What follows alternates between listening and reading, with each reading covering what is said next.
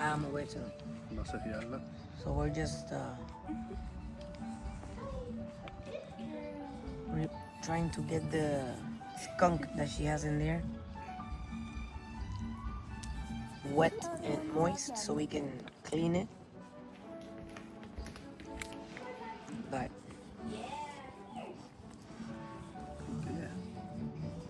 she's doing okay. She's doing pretty good.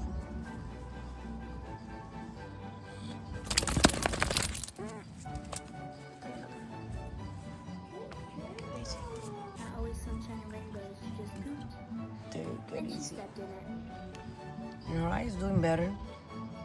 For you guys that are wondering what happened, we got the vet to give us some antibiotics for her eye, and the eye is getting better little by little.